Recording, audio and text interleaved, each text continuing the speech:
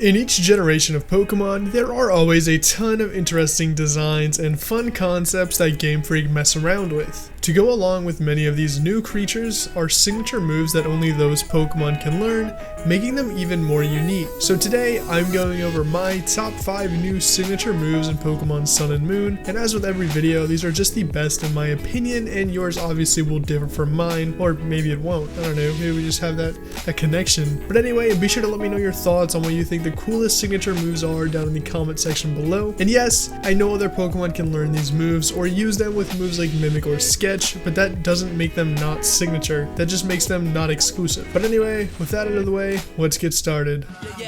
Rolling, I can never get enough. I've been up too long and I way too drunk, but we straight up in it and we. Similar to how I love a bowl of Apple Dapples from Food Lion, I am a big fan of off-brand Pokemon as well, which is why I have Silvally on this list, since he's just the magic stars of godly Pokemon. Silvally, while never directly referred to in the games, is speculated to be the attempted recreation of Arceus, the creator of the Pokemon universe. I mean, his ability is the RKS system, and works exactly like Arceus' multi-type ability. As such, he also has this signature attack known as Multi-Attack, which is very similar to Arceus' Judgment Attack. The only difference between them being that Arceus has a 100 base power and its special attack, while Silvally has 90 base power and is a physical attack. So even though everything about him is just a ripoff from another Pokemon, he's still really cool in my book.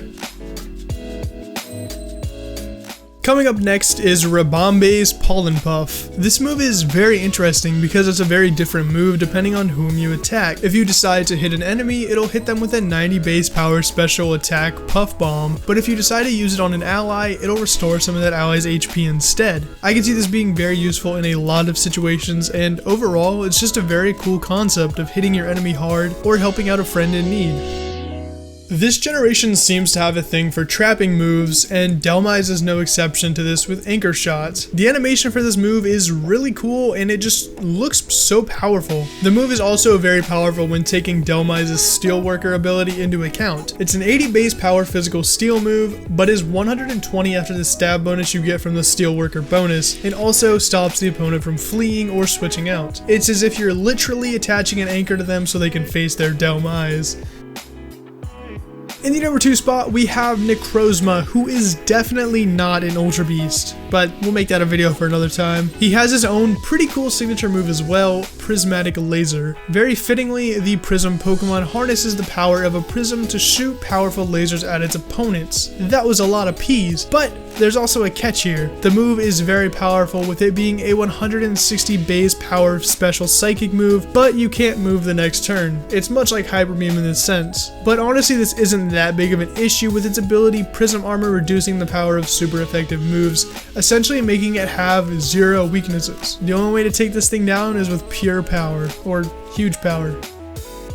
And finally, for the number 1 spot, we have a 2-way tie between Incineroar's Darkest Lariat and Decidueye's Spirit Shackle. I decided to leave Primarina's Sparkling Aria out because it's literally trash. I hate Primarina, sorry guys. Anyways, Darkest Lariat is an 85 base power physical dark move that ignores changes to the opponent's stats. It has a very badass animation and it is really cool, as it's a very representative of Incineroar's heel wrestling origin. He also gets that kind of exclusive move, Throat Chop, an 80 base power physical dark move that prevents sound based moves from being used for 2 turns. Totally shutting down Primarina, by the way. Decidueye's Spirit Shackle is an 80 base power physical ghost move that prevents the opposing Pokemon from switching out. This one's animation is also really cool, as Decidueye uses his hoodie strings as a bow to launch the arrows at enemies. How cool is that? And then, as a bonus to all of these, when the starters know their signature move, they're able to use their signature Z moves, which I think are all awesome, except for Primarina.